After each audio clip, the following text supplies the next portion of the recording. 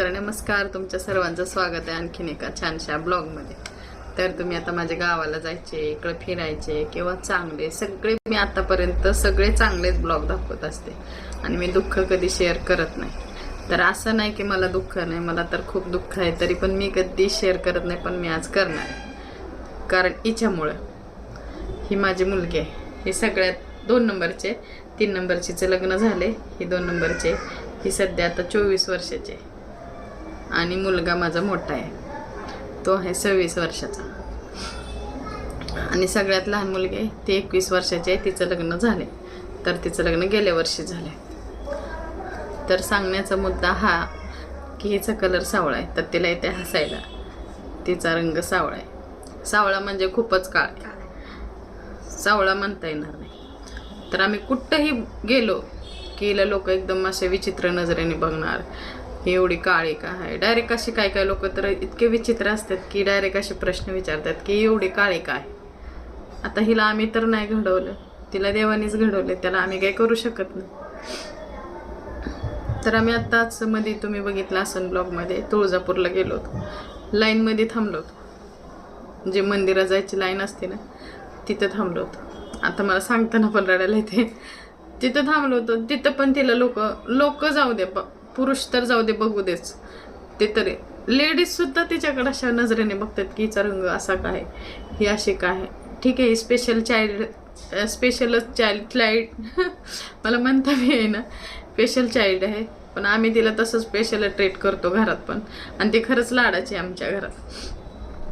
ती असतानाच अशी आहे आणि जन्मतापासून ती एकदम असं काही ना काही तिला आजार आहे. आत्ता हे झालं तर समज आज 4 दिवस चांगले राहिले, तर 4 दिवसांनी तिला काही ना काही होतं. मग सर्दी म्हणू नको, खोकला म्हणू नको, थंडी, ताप, असे बरेच काय आजार तिला होत असतात. पण बाकी मोठा आजार हिला असा काहीच नाही, म्हणजे कुठलाच आजार नाही, फक्त कलर आहे एवढंच.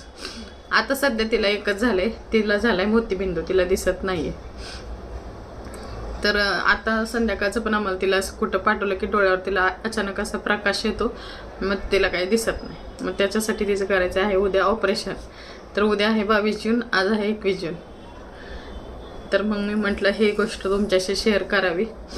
तर उद्या तिचं दोन्ही डोळ्यांचं नाही तर एका डोळ्याचं ऑपरेशन आहे.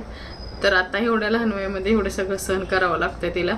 आणि तिला काही त्रास झाला की मग आम्हाला घरात सगळं डिस्टर्ब होतं.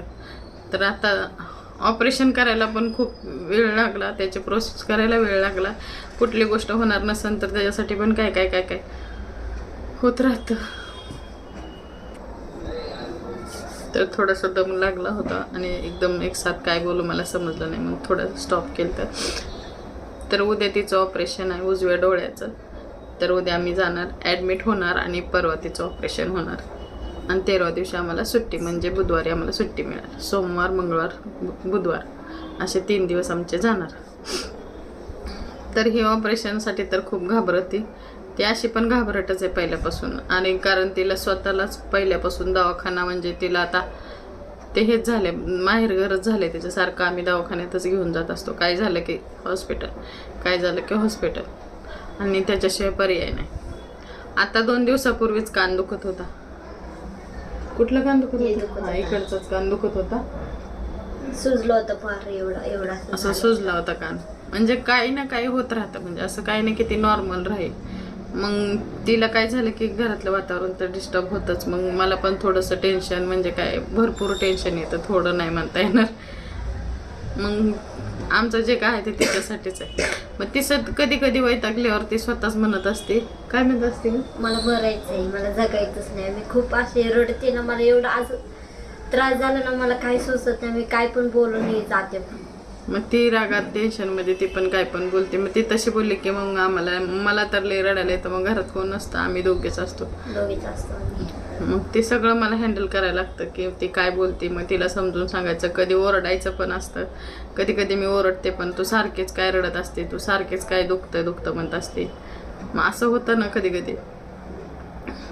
तर मला सगळं असं एक वाटतं की समजा असं कोणी असलं तर कोणी एवढं पण बघू नका की बाबा ते असं का दिसतंय, ते तसं का दिसतंय. तो आपण त्याला घडवू शकत नाही. जर आपल्या हातात असं तर आपण स्वतःला पण किती सुंदर बनवू शकलो असतो. तर असं नाही ना, विठ्ठल नाव ठेवायचं नाही. विठ्ठल रुक्मिणी पण काळीच आहेत ना.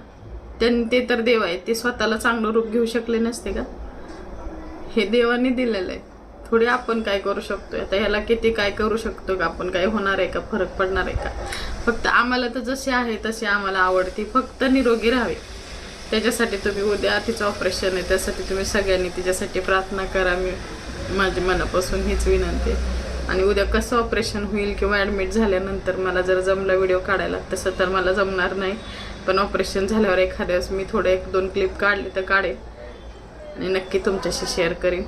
हा व्हिडिओ मी खरंच बनवणार नव्हते, पण मला आता काही लोकांचा खूपच त्रास होतोय, म्हणजे कुठं असं बाहेर गेल्यावर वगैरे. तर चल, धन्यवाद.